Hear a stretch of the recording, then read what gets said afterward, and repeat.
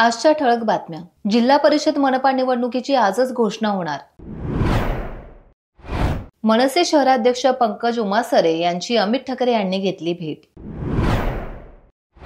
महाड क्रांतीभूमीत रिपाईचा वर्धापन दिन दणक्यात. शासनातर्फे गृहोपयोगी वस्तूंचे मोफत वाटप. ठाणे दिवा येथे अनधिकृत इमारतींवर महापालिकेचा हातोडा. नमस्कार, टाइम्स डिजिटल मध्ये आपले स्वागत आहे. कोकणातील सर्वाधिक खपाचे दैनिक रत्नागिरी टाइम्सचे टाइम्स डिजिटल आपल्यासाठी ताज्या बातम्यांचे वार्तापत्र सादर करीत आहे. बातमी 1. राज्य निवडणूक आयोगाने आज म्हणजेच मंगळवारी दुपारी 4 वाजता पत्रकार परिषद बोलावली असून त्यात राज्यातील जिल्हा परिषद आणि महानगरपालिकेच्या निवडणुकांची घोषणा होण्याची शक्यता आहे. निवडणुकीची घोषणा होताच आजपासूनच आचारसंहिता लागेल अशी माहिती विश्वसनीय सूत्रांनी दिली आहे. मिळालेल्या माहितीनुसार पुढच्या 3 महिन्यात एकूण 3 टप्प्यात सर्व निवडणुका पार पडण्याची शक्यता आहे. सर्वोच्च न्यायालयाच्या निर्देशांनुसार 31 जानेवारीपर्यंत निवडणुका पूर्ण होणे बंधनकारक असल्याने निवडणूक आयोग कामाला लागले आहे. बातमी 2. महाड मनसे शहराध्यक्ष पंकज उमासरे यांच्यावर हल्ला करण्यात आला होता. त्यानंतर जखमी उमासरे यांना केईएम रुग्णालय परळ येथे दाखल करण्यात आले. महाराष्ट्र नवनिर्माण विद्यार्थी सेनेचे अध्यक्ष अमित ठाकरे, शहराध्यक्ष पंकज उमासरे यांच्या प्रकृतीची चौकशी करण्यासाठी रुग्णालयाला त्यांनी भेट दिली आणि त्यानंतर उमासरे यांच्यासोबत चर्चा करून त्यांची प्रकृती लवकरच बरी होईल असे त्यांनी सांगितले.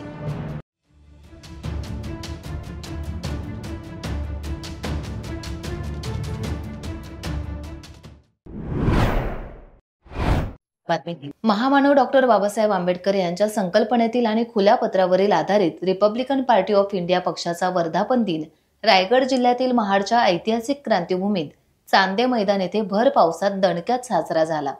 रिपब्लिकन पक्षाच्या 68व्या वर्धापन दिन सोहळ्याचे उद्घाटक म्हणून रिपब्लिकन पक्षाचे राष्ट्रीय अध्यक्ष केंद्रीय सामाजिक न्याय राज्यमंत्री रामदास आठवले उपस्थित होते. या भव्य वर्धापन दिन सोहळ्यास रायगड कोकण प्रांतासह राज्य आणि देशाच्या कानाकोपऱ्यातून कार्यकर्ते, आंबेडकर अनुयायी, बहुजन बांधव उपस्थित होते. स्वराज्य भूमी असलेल्या रायगडच्या क्रांतिकारी भूमीतील वर्धापन दिन ऐतिहासिक झाला असल्याचं जिल्हाध्यक्ष नरेंद्र गायकवाड यांनी सांगितले.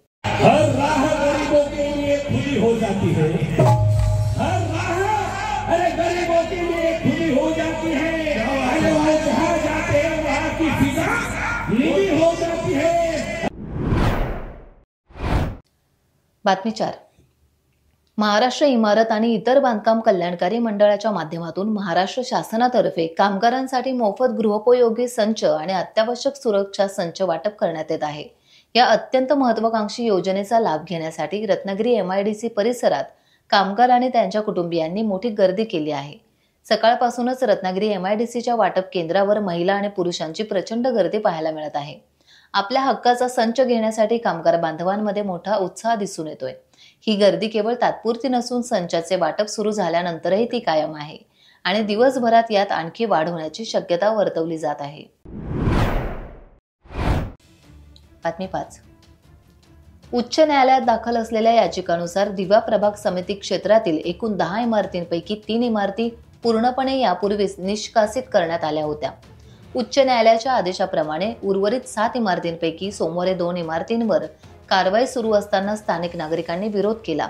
काही नागरिकांनी छोट्या बाटलीत पेट्रोलची बाटली फेकल्याने एकच भीतीचे वातावरण निर्माण झाले.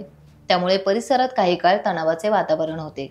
पोलिसांनी परिस्थिती नियंत्रण ठेवत इमारती रिकाम्या करण्याची कारवाई सुरू केली. मात्र नागरिकांच्या विरोधामुळे कारवाईत अडथळे येत असताना ठाणे महापालिकेने पोलीस बंदोबस्तात ही कारवाई सुरू केली आहे. टाइम्स डिजिटलला लाईक करा, शेअर करा, सबस्क्राईब करा आणि बेल आयकॉन दाबायला विसरू नका. Times digital.